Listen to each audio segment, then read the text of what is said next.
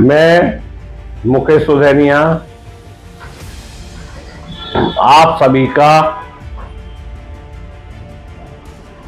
सीधे बोल पर स्वागत करता हूं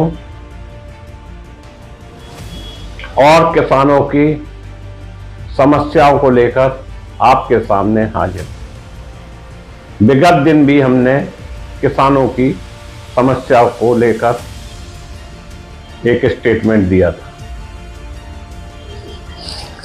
समझ में नहीं आता है, जिस किसान को अन्नदाता कहा जाता है उसके साथ केंद्र सरकार का टकराव कैसा। देश में अगर किसान ना हो तो लोग भूखों मर सकते हैं, फिर भी इतना जबरदस्त टकराव, यह है लोकतंत्र में उचित नहीं है।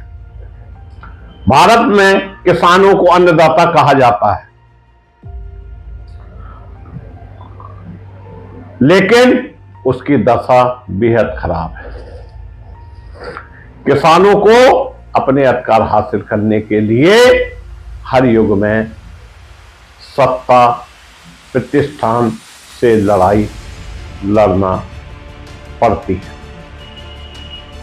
भारत का किसान भले अन्नदाता कहलाता हो, किंतु उसने मुगलों से भी लड़ाई लड़ी, अंग्रेजों से भी लड़ाई लड़ी और आज एक बार फिर राम राज चलाने वाली सरकार से उसका टकराव होता दिखाई दे रहा है। यह बड़े दुख की बात है। किसानों की लड़ाई बढ़ गई है। देश को हर तरह की गारंटी देने वाले प्रधानमंत्री नरेंद्र मोदी किसानों से सीधे मुंह बात करने को राजी नहीं है और उनकी सरकार की ओर से किसानों से बातचीत करने वाले किसानों को मनवाने में नाकाम रहे हैं। दुर्भाग्य हमारे देश का कि किसान से हमारे देश के प्रधानमंत्री बात नहीं कर रहे हैं। एक तरफ रामराज की बातें कही जा रही हैं, दूसरी तरफ किसान परेशान है और तुलनाएं है कि हमारी सरकार दुनिया की 5वें बड़ी अर्थव्यवस्था बनना चाहती है। किसानों की अपेक्षा कर यह सब कैसे मुमकिन होगा, ये केवल सरकार जानती है या भगवान। किसानों को तो इस बारे में कुछ आता ही नहीं है, अनपढ़ है, जानता ही नहीं है। दुर्भाग्य से देश के प्रधानमंत्री देश का सबसे बड़ा ओबीसी तो है, किंतु सबसे बड़ा किसान नहीं। किसान सरकार से वार्ता नाकाम होने के बाद 21 फरवरी से राजधानी की ओर कूच करने के लिए व्याकुल थे। राजधानी में उनके साथ क्या होगा यह सोचकर ही रूह कांपने लगती है। 4 साल पहले आई रिपोर्ट के मुताबिक देश में 10.07 करोड़ परिवार खेती पर निर्भर थे। यह नाबार्ड की रिपोर्ट है। यह संख्या देश के कुल परिवारों का 48% है। सरकार की कृषि विरोधी नीतियों की वजह से 4 साल में यह संख्या घटी या बढ़ी हमें नहीं पता, हम नहीं जानते, हम नहीं बता पाते हैं। नाबार्ड की रिपोर्ट पर ही भरोसा किया जाए तो एक कृषि आधारित परिवार में वर्ष 2016-17 में औसतन सदस्यों की संख्या 4.9 थी। अलग अलग राज्यों में उनकी संख्या भी अलग अलग है। उदाहरण के लिए केरल में एक परिवार में 4 सदस्य हैं तो वहीं उत्तर प्रदेश में सदस्य की संख्या 6, मणिपुर में 6.4, पंजाब में 5.2, बिहार में 5.5, हरियाणा में 5.3, कर्नाटक और मध्य प्रदेश में 4.5 और महाराष्ट्र में भी 4.5 थी। हमारा अन्नदाता किसान सरकार के आसमान के तारे नहीं, अपनी फसलों का न्यूनतम दाम मांग रहा है। किसान उनसे आसमान के तारे नहीं मांग रहा है, केंद्र सरकार से अपनी फसलों का उचित दाम मांगने का प्रयास कर रहा है।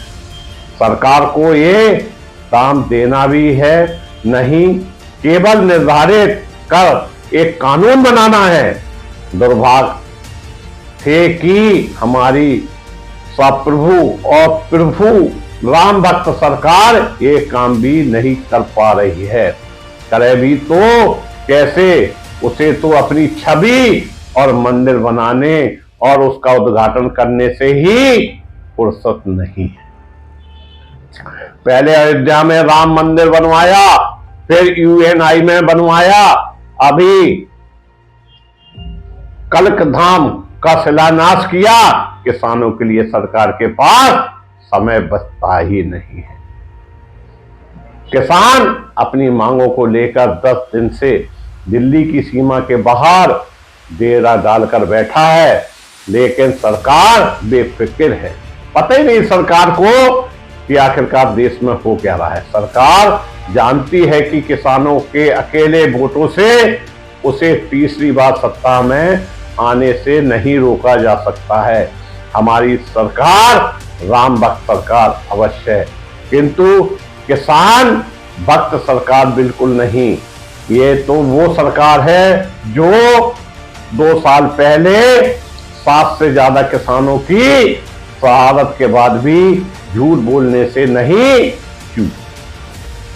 सरकार ने किसानों के पुराने साल भर चले आंदोलन के बाद जिन 3 विवादित कानून को वापस लेने की घोषणा की थी, उसके बाद किसानों के मन माफिक कानून आज तक नहीं बनाए। सरकार की इस हर धर्मता को क्या नाम दिया जाए, यह आप खुद तय कर लें। ये तो ही सरकार है जो आज तक सुलग रहे मणिपुर के मुद्दे पर चर्चा करने से लगातार कतराती रही।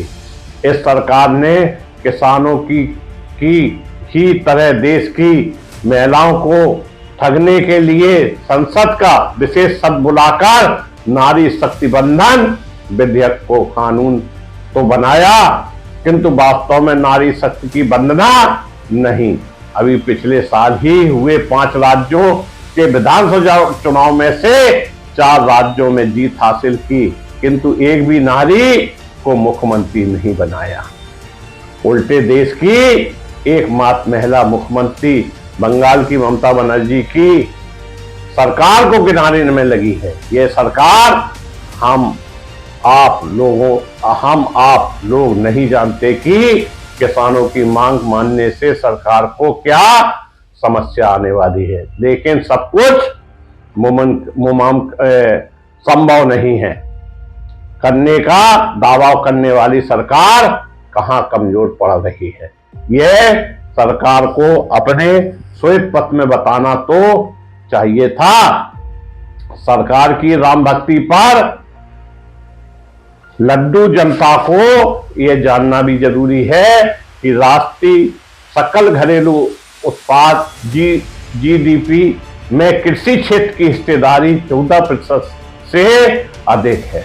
कोविड-19 की वजह से पैदा आर्थिक मंदी के बीच 2020-21 में भी किसानों की हिस्सेदारी कम नहीं हुई बल्कि बढ़ी थी, और इसी वजह से सरकार आर्थिक संकट में फंसने से बची थी।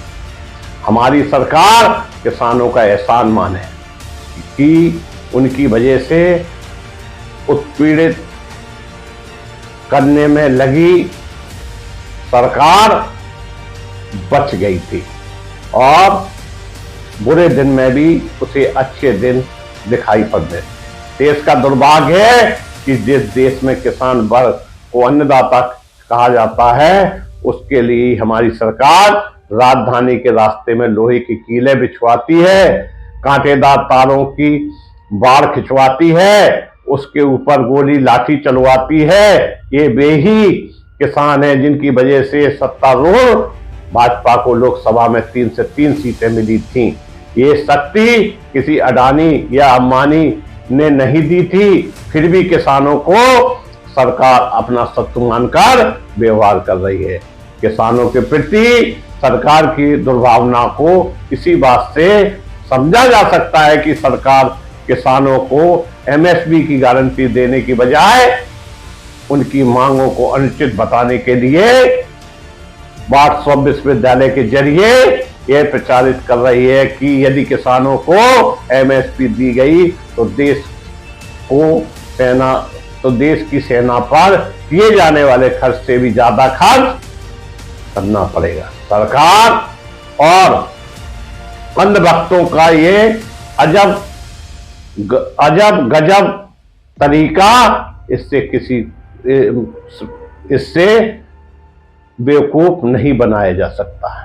हालांकि ऐसी कोशिश लगातार की जा रही है, चूंकि प्रधानमंत्री की बातों को बहुत गौर से सुना जाता है, इसलिए 8 फरवरी 2021 को उनका राज्यसभा से दिया गया वो भाषण अक्षरता याद है, जिसमें उन्होंने हाल में भारत रत्न घोषित किए गए पूर्व प्रधानमंत्री चौधरी चरण सिंह के कथन का जिक्र किया था और कहा था कि चौधरी चरण सिंह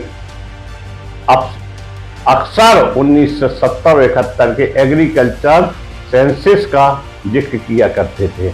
मोदी जी ने कहा था कि किसानों का सेंसस लिया गया तो 35% किसान ऐसे थे जिनके पास 2 बीघा से भी कम जमीन थी, 18% ऐसे थे जिनके पास 2 से 4 बीघा जमीन थी, 51% किसान कितनी भी मेहनत कर ले अपनी जमीन पर इसकी गुजर बसर नहीं हो सकती है।